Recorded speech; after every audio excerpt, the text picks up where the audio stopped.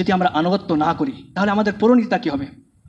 আনুগত্য যদি করি তাহলে তো আমরা ফল পেলাম দুনিয়ার মধ্যে, রহমত, অনুগ্রহ, জান্নাত পরকালে, তারপরে নবীদের সাথে, শহীদদের সাথে, এবং যারা সত্যবাদী, নেক, মুসলিম তাদের সহচর্য হব, তাদের সাথে থাকতে পারবো, এগুলো তো পাওয়া গেল। কিন্তু যদি আনুগত্য না করি, অবাধ্য যদি হয়, তাহলে কি হবে আমাদের?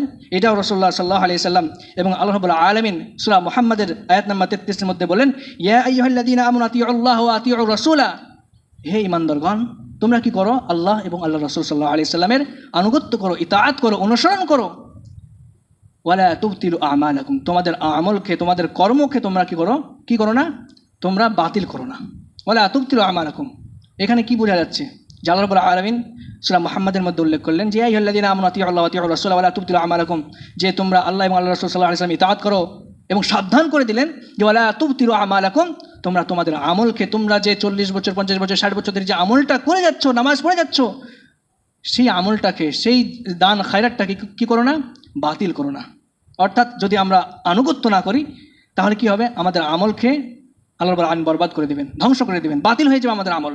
এটা আল্লাহ রাব্বুল আলামিন বোঝাতে চাইছেন এই আয়াতের মধ্যে।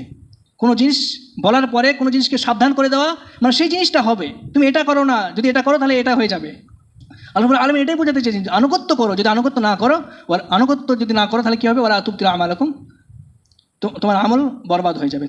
তোমার আমলকে তুমি বরবাদ করো না, আনুগত্য না করে তুমি তোমার কর্মকে, তোমার নেকিকে তুমি বাতিল করে দেও না, ধ্বংস করে দেও না, সাবধান করছেন আল্লাহ রাব্বুল আলামিন। আমরা জানতে পারলাম যে আনুগত্যর ফলাফলটা কি, আনুগত্য করে কি লাভ হবে, এবং আনুগত্য যদি আমরা না করি তাহলে কি হবে।